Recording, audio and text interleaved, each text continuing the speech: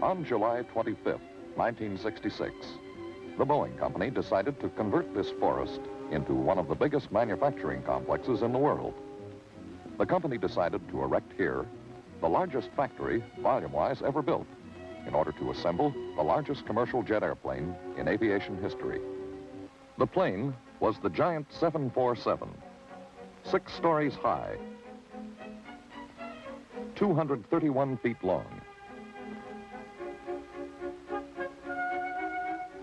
with a wingspan wider than a football field, 2 1/3 times larger than a 4-jet 707.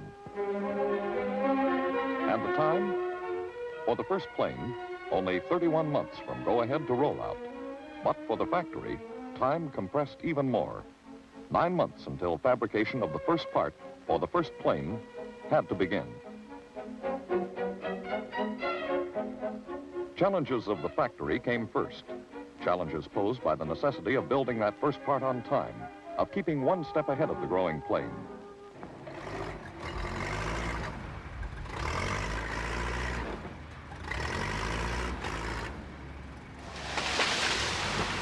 Timbered hilltops had to be cleared to make way for the factory.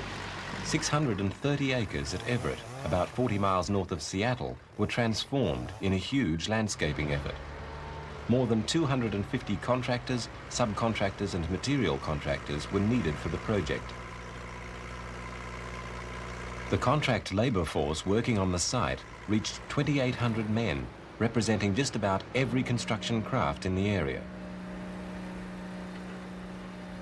Well, as far as a financial risk or a business risk, it was, you'd have to say it was awesome, I guess, because obviously what the money it took to develop, design, and build prototype airplanes and then build a production rate up was far in excess of the net worth of the entire company. So we were betting the company on the success of the airplane. The railroad, second steepest in the nation, lifts trains as high as Seattle's Space Needle, more than 500 feet, from Puget Sound to factory level in less than 3 miles. Speedy construction of the $2 million railroad was essential. The line would be required initially for hauling material to the construction site, and later for moving parts and equipment to factory assembly lines. We threw many men and much equipment into that gulch in order to build that railroad. It was tough to get the ballast down and to get the tracks laid. It was thought that we could never do it, but we were able to bring it out on schedule. The head of facilities for me, a fellow named Bain Lamb, that was building this world's largest building, he used to be a quarterback on the University of Washington Huskies, and I had been a guard at Georgia Tech, and he never liked taking orders from a guard anyway, but he came to me one day and he said, you know, we're not going to get that on time. And I said, the devil, we're not, you know, what do you need? You know, he said, well, I need more people. And I said, you've got them. And then he said, I need more equipment, you know, our earth-moving equipment. I said, you've got it. And he said, I need more money. He said, don't bother about it. You know, we'll get it for you. And he said, I need 2 weeks of clear weather. And I said, you've got it, you know. And then, well, as it turned out, God got even because it rained 67 days in a row. There were always problems. No sooner had clearing begun than rains swept the site. Equipment mired down.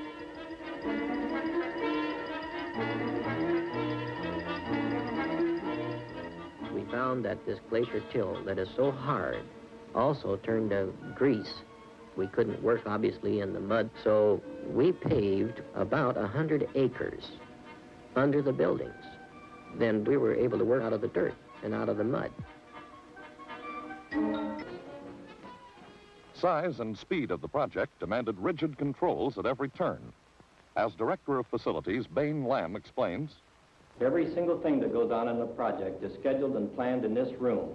We can tell in an instant whether or not we are ahead or behind schedule. One of the major problems planners had to overcome was an overlapping of jobs between construction workers and aircraft builders. The contractors we knew were going to be in the area adjacent to our people, overhead in the structures, in the towers, underfloor in the trenches and the ducts. At the same time, Boeing people would be trying to produce the parts that would later go into the airplane.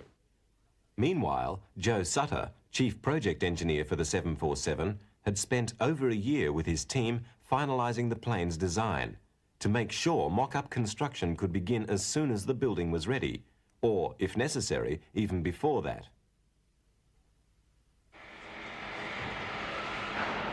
As soon as it became possible, construction crews moved inside.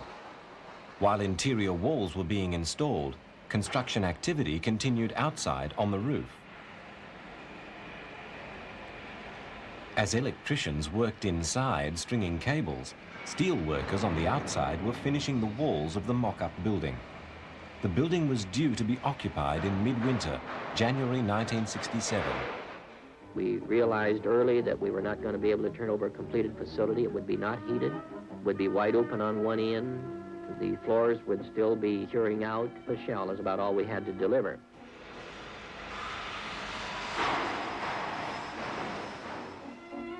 They were wearing gloves and their mackinaws and their hard hats. They were very, very motivated, the workforce. There was no need to try to energize them. They were on a very romantic task. They're building the world's largest airplane. And they would, we had people that would drive all the way from Tacoma, which is, 70 miles away, to get to Everett to work on the aircraft. They had an enthusiasm that welled up, and finally someone coined the word that they were the Incredibles. And I'm trying to think of who decided, but they got Paul Bunyan insignia and put it on their hard hats. They had to work on hard hats because the building was still under construction, and on their lunch pails, and they had them on their jackets and what have you. And they really did a yeoman's job, yeah.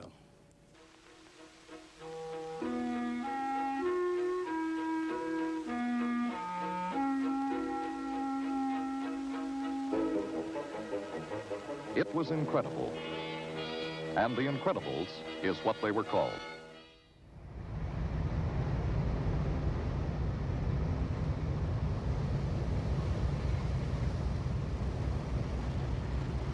The railway from Puget Sound to Everett ran up its steep incline right into the factory in order to bring the literally millions of parts of the plane together in the right place at the right time. The factory was virtually a city in itself. It was the world's largest building in cubic capacity, covering 43 acres under one continuous roof. It housed thousands of workers and had its own food and medical facilities.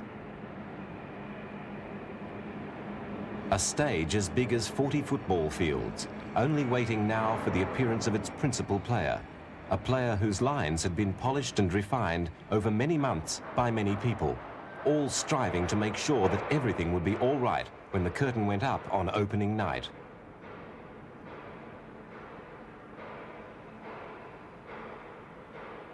The whole job started way back down the line when engineers were still looking at paper airplanes and models, and wind tunnel testing began. Our people devote literally thousands of hours of their time, and both on paper and in the wind tunnel, to minimize drag, because drag is money. Drag costs weight, drag costs fuel.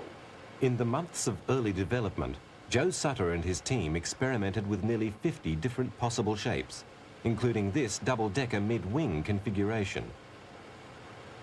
Millions of dollars were spent on wind tunnel testing, and every aerodynamic parameter was measured and recorded.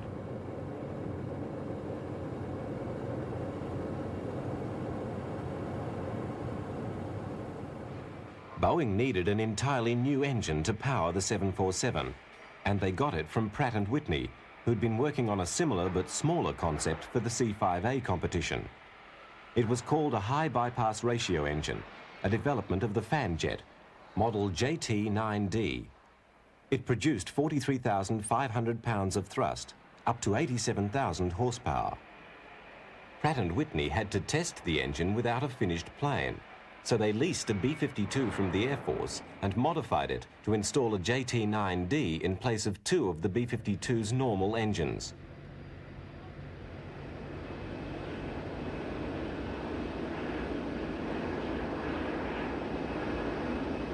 In the flight test program, the B-52 flew at altitudes over 45,000 feet, and under extreme conditions, the engine was given a clean bill of health. This device, called the praying mantis, was designed to give pilots the experience of taxiing the 747 from a cockpit 29 feet above the ground. The 747's chief test pilot, Jack Waddell, was heavily involved in this preliminary testing, and he could, with practice, park it next to a cargo dock with a plus or minus 6-inch tolerance. It proved to many 747 customers that the huge plane would not be an uncontrollable horror around airports.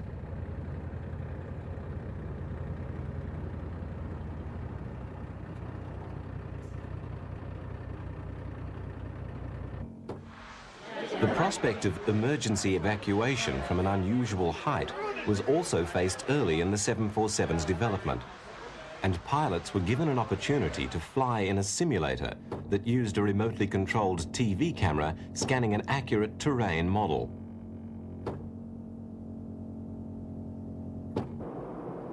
In the simulator, the pilot had control of speed, altitude, and attitude, matched as closely to the behavior of the big plane as the designers could predict.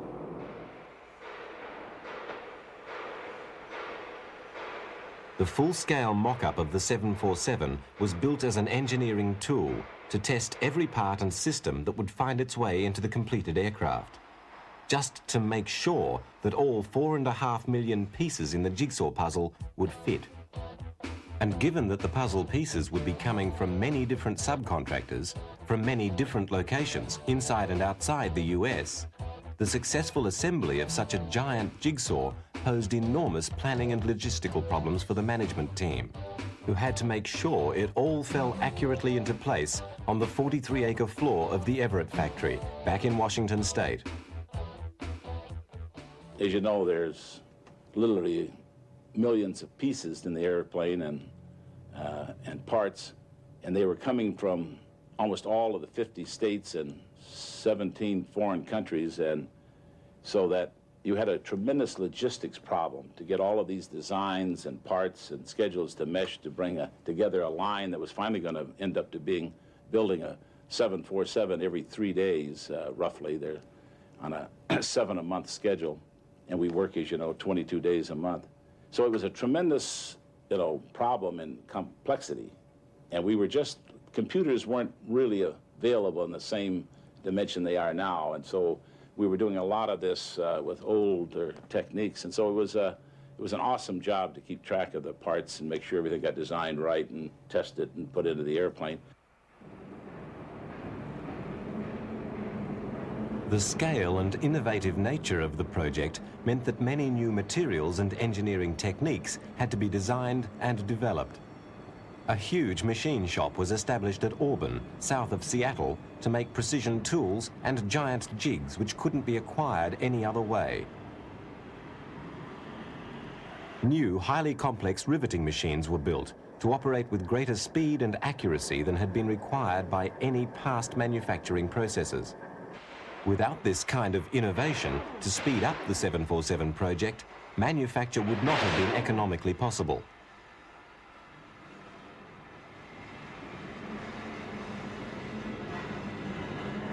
And now, the moment of truth. The assembly of 747 number 1 is underway. The nose section has arrived from the Boeing plant at Wichita. The big pieces of the jigsaw puzzle are coming together.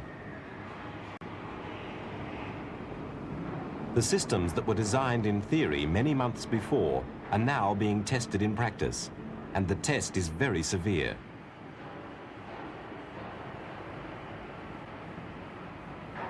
At this time, the tolerances demanded of the engineering process are the most exacting ever asked of the aircraft industry.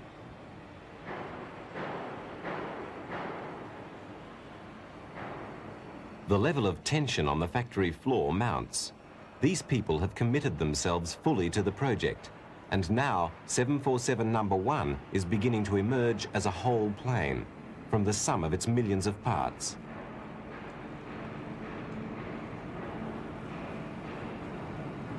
The tail, the height of a 6-story building, many times higher than the altitude reached by the Wright brothers on their first flight, is lowered into place. From the tip of the tail to the tip of the nose, it is also longer than the distance flown by the Wright brothers at Kitty Hawk in 1903. But even with the fuselage and wings assembled, the building process is far from complete. There are 135 miles of wire in a Boeing 747, and much of it has to be fitted by hand.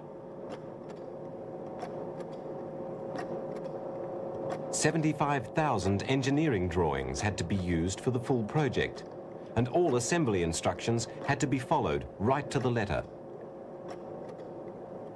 The 747 hydraulics system is designed for safety.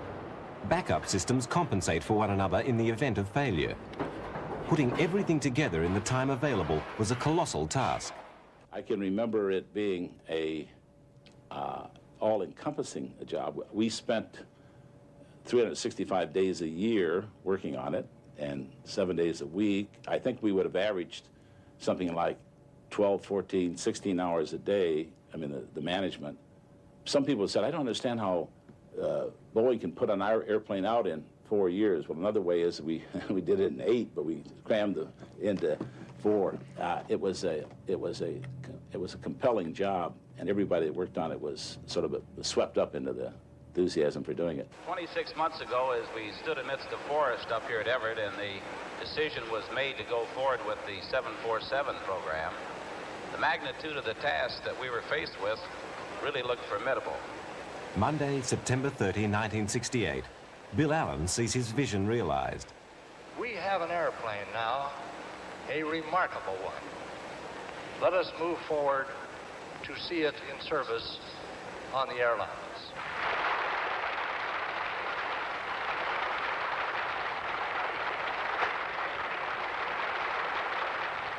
And now, Mal, let's see the airplane. For Malcolm Stamper, the big moment. All right, men, roll her out.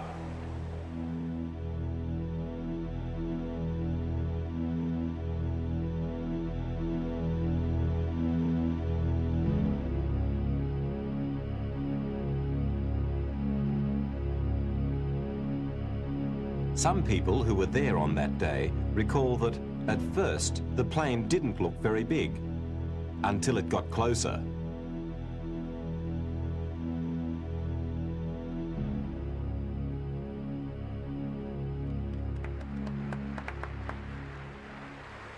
Stewardesses, representing the 26 airlines that have ordered 158 747s, take part in the christening ceremony.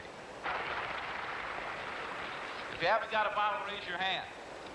Organizing the christening may well have been Malcolm Stamper's most difficult management task. All right, now we're going to christen her, as you know, on the count of 3. Don't do it yet, but on 1, you're going to pick the bottle up. 2, over our shoulders. 3, all the way down. Okay? Now the cadence, don't break it yet. The cadence is going to be 1, 2, 3. Got it? Okay, wait.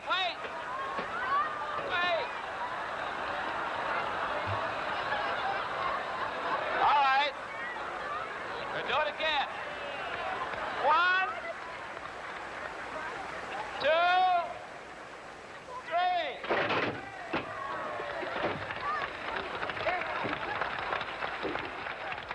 Magnificent. Well done. The 747, in order to get it ready for the traveling public, we really torture the planes. We build 2 airplanes that we destroy in the process. One of them we call a fatigue test airplane, and we actually put it in a harness and fly it for the equivalent of 30 years, let's say, 60,000 hours. And we make it take off and land and so forth and so on over and over again. And anything that fails or breaks over time, we fix and then put it into the production line, the improvements. We also take the airplane and break another airplane and break it up in pieces. We want to know what it takes to break a wing. If you take the wing of a 747, you can deflect it 29 feet at the tip before it breaks. And that's quite a scene to watch it when it finally lets go. I mean, it sounds like an explosion.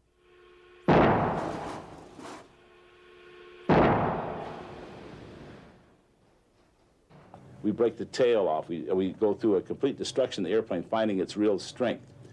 We have all sorts of difficult tests. We'll take the 747 and purposely drag its tail on the runway to make sure that it will take off in that mode if the pilot over-rotated the airplane. The VMU tests determine the maximum performance of the aircraft in the takeoff configuration. They're performed by placing the tail section of the aircraft in contact with the runway until the airplane lifts off. The speed at which it lifts off is called the minimum unstick speed, or VMU. So the VMU then determines basically the takeoff performance of the aircraft. It also determines the ability of the airplane to tolerate inadvertent abuse. In the case of the 747, it's impossible to abuse the airplane enough so that it doesn't lift off cleanly with very good flying qualities. We actually do a rejected takeoff test where we lock the brakes and freeze out the anti-skid devices. What happens is the brakes are locked, so the tires actually burn off, and it actually burns the wheels off, and it sits finally, and it catches fire. And you have to sit in the plane for 5 minutes without touching it. The fire trucks are there to see if passengers are there that have time to get off, and then you're allowed to put out the fire. We pay the pilots a little extra for this. During these high-speed flutter tests, the airplane was shown to be highly stable, and we reached maximum Mach number speeds of 0.99, which is 99% of the speed of sound, and as high as 685 miles per hour, true airspeed. The 747 has a landing gear that is forgiving, and whereas that rate of sink in another airplane might have felt like a moderately hard landing, the 747, it will feel soft. I think it's a very forgiving airplane on landing. On all our airplanes, we have a system on the connected to the brakes that makes it possible for the pilot to apply brake pedal and not worry about skidding the wheels and then blowing some tires. This protective system is on all our airplanes, and on all our airplanes we demonstrate the operation of the airplane during landings and during refused takeoffs, with the system working and with it in various failure conditions.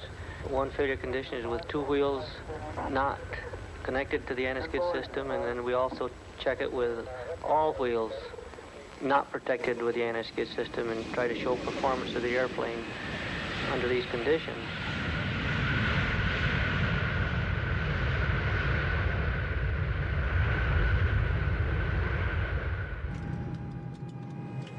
I thoroughly enjoy flying the airplane. I get a big charge out of it and enjoy it. It has no bad characteristics. It's an honest airplane, and I'm not just saying that from a sales standpoint. I think it's really a good airplane from a piloting and also from a passenger standpoint. When you get in the airplane, it does seem very high up. Your eye level's approximately 27 feet high above the ground. However, you've got very good visibility looking down, so you can see very close to the nose of the airplane. As far as taxiing, it's much easier than, say, a 707 to taxi. After taxiing around for a little bit, or even the landings or the takeoffs, it seems very normal, and the other airplanes seem like they sit too close to the ground. On December 30, 1969, the flight testing period over, Federal Aviation Authority officials arrive to pronounce judgment on the safety of the aircraft. For the Boeing executives, a revolution in world transport is just a signature away. You know, a stroke of the pen doesn't take very long, but it sure is a big stroke, really. I did sign the airplane flight manual there. I'm going to sign now the production certificate and the production limitation record. This concludes the final flight certification report for the Model 747. The outcome of this effort is that we find the Boeing 747 as meeting or exceeding the safety standards developed from the experience of the Federal Aviation Administration. As a result of this effort, which included some 1,500 hours of test flying, we are convinced this airplane meets or exceeds the standards for safety evolved in civil aviation history. We therefore recommend the Boeing 747 receive the FAA type certificate. So the 747 was now in service, and the factory went into full production. But development continued, and within a year, the first new model, the 200B, was in the air. The only obvious external change was the number of windows on the top deck. It retained the basic 747 look, and the 747's easy approach to its task of spanning the skies of the world.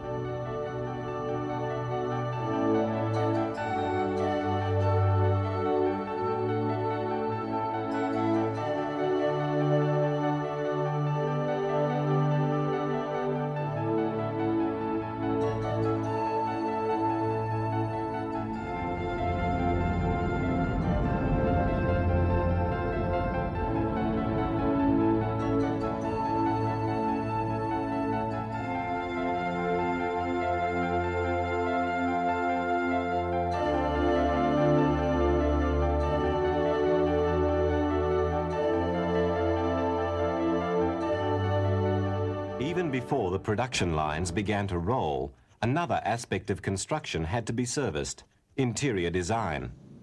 And the demands of different client airlines could vary widely.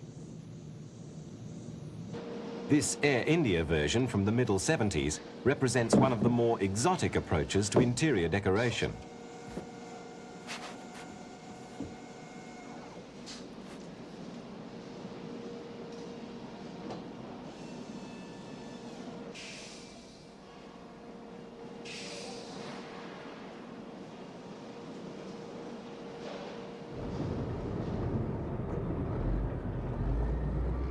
Before any 747 can be painted, it has to be wheeled over the freeway next to the Everett factory to the paint shop.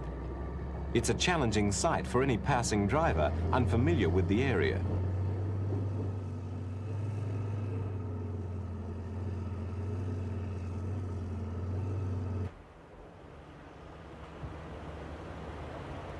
Masking the fuselage surface can be a highly complex job, depending upon the livery of the airline involved. And then, more than 70 gallons of paint for any white-topped version of the plane, and some are more decorative than others.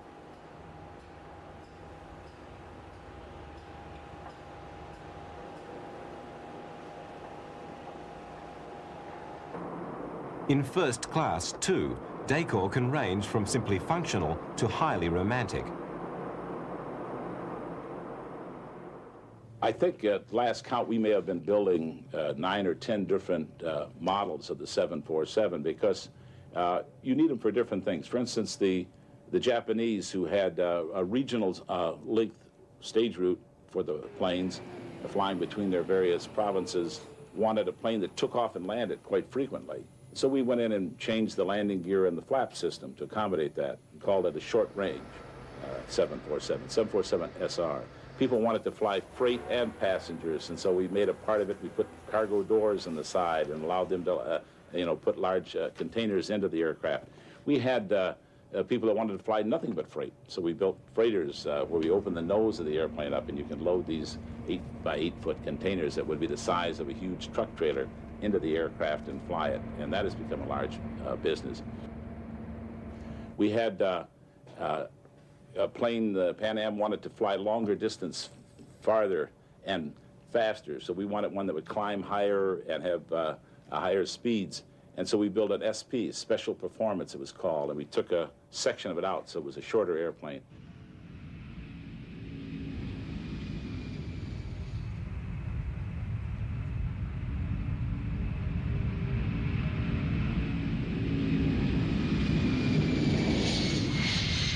So, 747 SR, 747 Combi, 747 SP. What is the significance of the number 747? Well, Boeing has always had 7s in their aircraft numbering. B-17, even the B-52, if you add 5 and 2 together, you get 7, I guess, so that maybe a little bit of mystique. And we had built a 707, which, by the way, had 4 engines, and then built a 727, which had 3 engines, and a 737 that had 2 engines. So you can't make any sense out of this, except the 747 was next in line for the number, and so we used it, where 747 has 4 engines.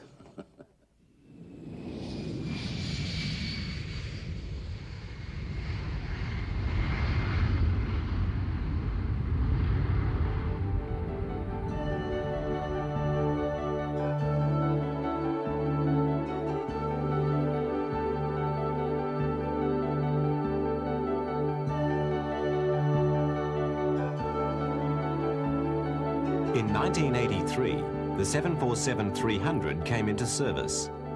It introduced the elongated upper deck, allowing airlines to add up to 44 economy seats on that level.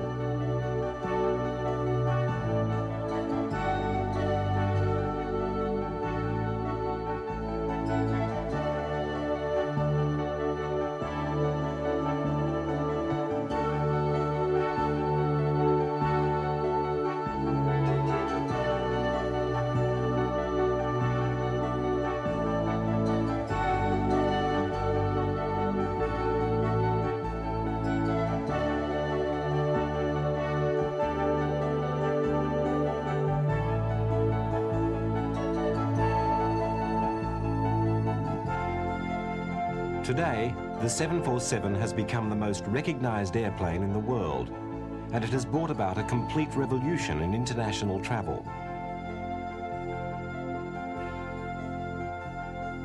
The 747, and we talk of it in cents per seat mile, but it's inexpensive enough now to make it open for everyone. Everyone can fly today. Part of that revolution has taken place in the airports themselves. Terminal design requirements have exploded in order to handle the number of people on the ground. Stairways have given way to air bridges, and baggage carousels are everywhere. Over 700 747s have been built, and all but a few of them are still flying. They belong to over 70 different airlines and organizations around the world. The plane has had an immense influence on the way we all look at world travel. Since 1968, it has pulled the continents closer together and dramatically increased the number of people who look at world travel as an everyday and readily affordable fact of life. Over 800 million of us have flown in it, and that number is climbing at an ever-increasing rate.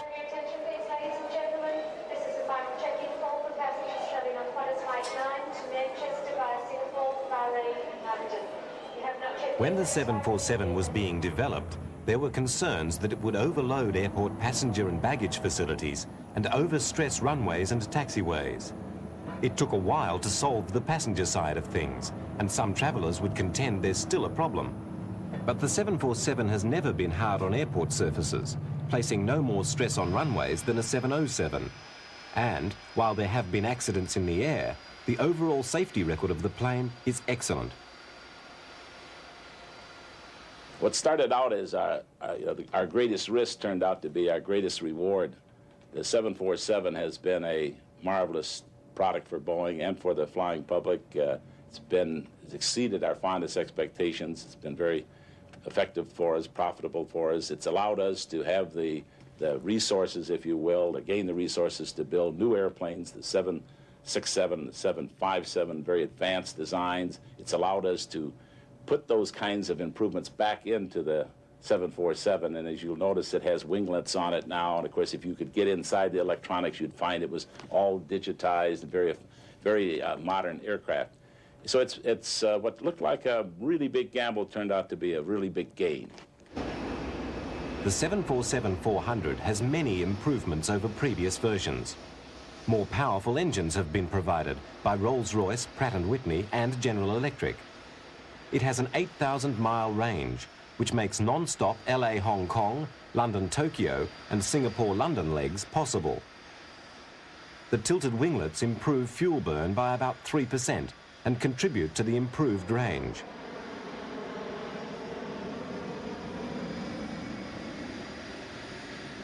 Digital technology has allowed control simplification, and a flight crew of 2 can now handle the plane with no extra strain. New generation materials have allowed weight reduction while at the same time increasing strength.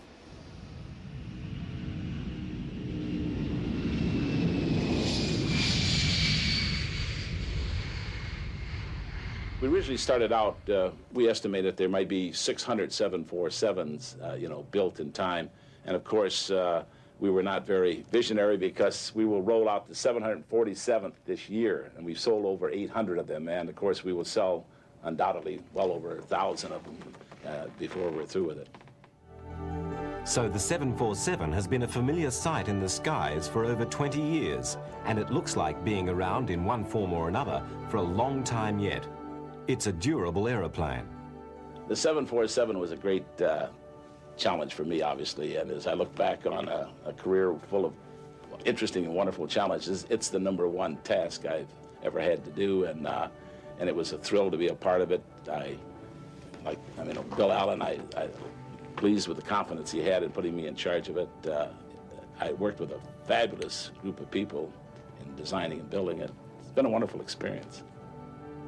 The deal that Bill Allen and Juan Trippe made in 1965 has paid off in a big way. I think if Bill Allen and Juan Trippe, and I assume they're looking down from heaven at us now, are saying, well, I told you so. I mean, they both were guessing this. I mean, in other words, what we thought was a great risk for those fellows, they were just smarter than we were. They knew it was going to work.